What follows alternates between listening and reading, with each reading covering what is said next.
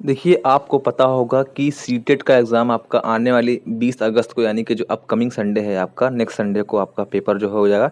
2 meeting में paper number 1 और paper number 2 होगा। इससे पहले मैंने आपको बताया था कि अगर आप बीएड कैंडिडेट भी हैं, आपने बीएड भी किया हुआ है, तब भी आप जो है वो पेपर 1 भी दीजिएगा, पेपर 2 भी दीजिएगा, क्योंकि आपको पेपर 2 देने उसी स्कूल, उसी कॉलेज में जाना है। तो दोपहर में जाने के बजाय अगर आप सुबह जा कर के दे आएँगे, तो आपका जो है वो एक बढ़िया काम हो जाएगा।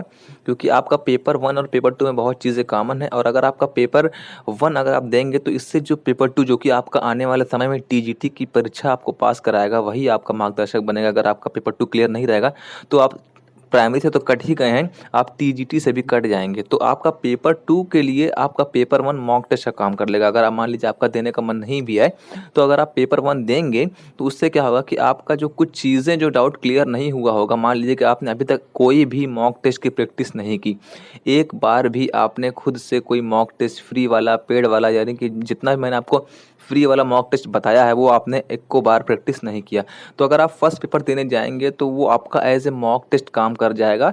और अगर वो बढ़िया हो गया, तो यकीन जानिए आपका कॉन्फिडेंस लेवल इतनी ऊपर चला जाएगा कि आप सेकंड पेपर के लिए प्रतिबद्ध होकर के अच्छे तरीके से जो है वो अपना काम कर पाएँगे। याद रखिए कि आपका फर्स्ट पेपर और सेकंड पेपर में अगर आप चाहेंगे टाइम निकाल कर, तो मेरे ख्याल से 1 से डेढ़ घंटा आप आराम से सुकून से जो है वो पढ़ सकते हैं। और 1 से डेढ़ घंटे में आप अच्छी तरीके से अगर आप पढ़ लेंगे, सिस्टमैटिक ढंग से, गधे की तरह नहीं कि सब जो है सब पढ़ डाल रहे हैं।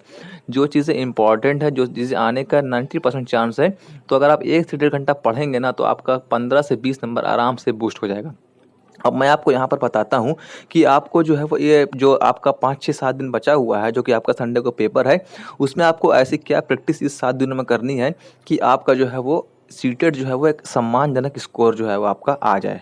95 नंबर, 100 नंबर, 105 नंबर, जिसकी जैसी कैपेसिटी रहेगी, जिसका जितना पोटेंशियल रहेगा, उसी के अकॉर्डिंग वो जो है वो अपना स्कोर जो है वो 90, 95, 100, 105 अपना गेन कर पाएगा, चाहे पेपर 1 की बात हो, चाहे पेपर 2 की बात हो। देखिए, 2 चीज़ें आपको बिल्कुल ही अपने दिमाग में सेट करके रख लेनी है कि जो आपका लैंग्वेज 1 और लैंग्वेज 2 में जो पैसेज आता है, पैसेज में आपको पूरा-पूरा नंबर खींचना है।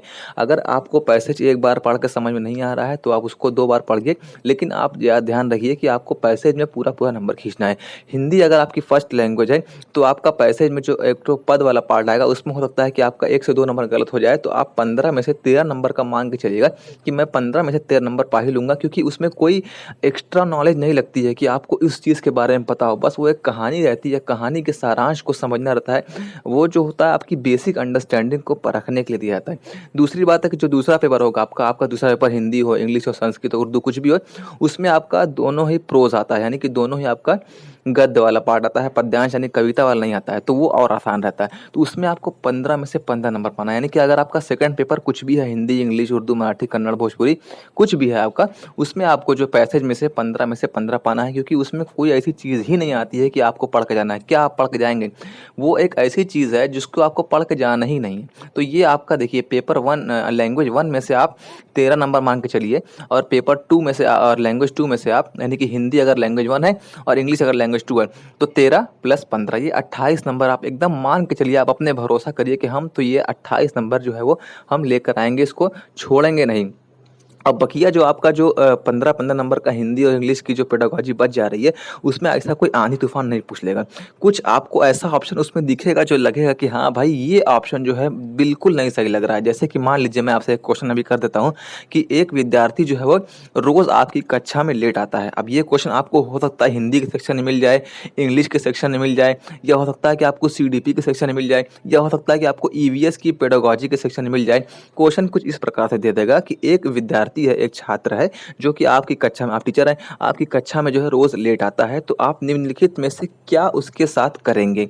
अब आपके पास 4 ऑप्शन दे दिया है। पहला रहेगा कि पटक के मारेंगे, मतलब ये रहेगा कि उसको डाँटेंगे, बिना उसके कारण पूछे उससे डाँटेंगे कि क्यों तुम लेट आ रहे हो? पहला ऑप्शन ये रहेगा।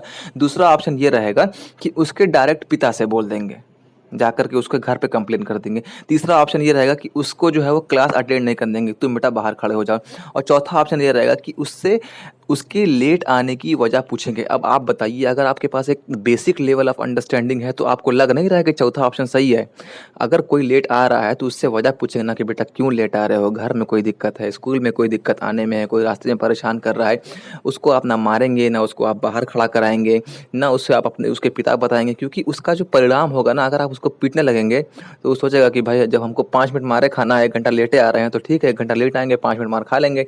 ऐसा नहीं है। देखिए आपको यहाँ पर अब आप इस बात का कमेंट ज़रूर करिएगा कि अगर कोई भी आदमी, कोई भी इंसान इस क्वेश्चन को कभी ना पढ़े हो, लेकिन अगर उसके सामने ये क्वेश्चन आए तो वो आँख मूंद करके चौथा ऑप्शन पे टिक मारेगा कि नहीं मारेगा। तो इस तरीके से आपका हिंदी या इंग्लिश या आपका ईवीएस की पेडागोजी में आपका 3-4 क्वेश्चन आपका मिल जाएगा। तो अगर आपका मान लीजिए कि 15 में से 3 क्वेश्चन भी अगर आपका मिल गया, मरी स्थिति में 15 में से 3 क्वेश्चन इस प्रकार का मिल गया कि आपको ऑप्शन ढूँढने की एकदम आवश्यकता ही नहीं है, आपको सामने लग रहा है कि हाँ, ये this is the 100% correct answer. तो आपका 13 नंबर वहाँ पे आ रहा था, 14 नंबर वहाँ पे आ रहा था, 3 नंबर यहाँ पे आ गया आपका। अब देखिए आपका 16 नंबर लगभग बन चुका है। उसके बाद जो है, अब आपने तो कुछ पढ़ा नहीं है, मैं ये सोच करके ये वीडियो बना रहा हूँ कि आपने कुछ पढ़ा हुआ नहीं। अब आपका जो बकिया क्वेश्चन बच रहा है, आप उसको छोड़ कर नहीं आएँगे। छोड़ क्यों नहीं आएँगे? क्योंकि आपका जो अगर छोड़ के आएँगे तो आपसे बड़ा बेवकूफ़ कोई कहलाएगा नहीं, नेगेटिव मार्किंग है नहीं। तो जो क्वेश्चन बच रहा है उसमें अपनी जितनी भी बुद्धि अभी काम कर रही है, जितनी भी आपकी बुद्धि काम कर रही है, उसमें आप गोला मार करके, गोलियाँ करके ओएमआर पे चले आएँगे। अब 10 में से आपका 2 ठो, 3 ठो, 4 ठो, 5 ठो, 6 ठो, जिसकी जैसी किस्मत रहेगी सही हो जाएगा। अगर आपका 10 में से 4 भी सही हो गया तो 13 नंबर आपका पैसेज में आ रहा था, 4 नंबर आपने अपने समझ से किया, 17 हो गए और 4 नंबर आपका सही हो गया है, आपका 21 नंबर बन गया। अब इसी तरीके से आप 21 नहीं, इसको आप 20 ही मान लीजिए।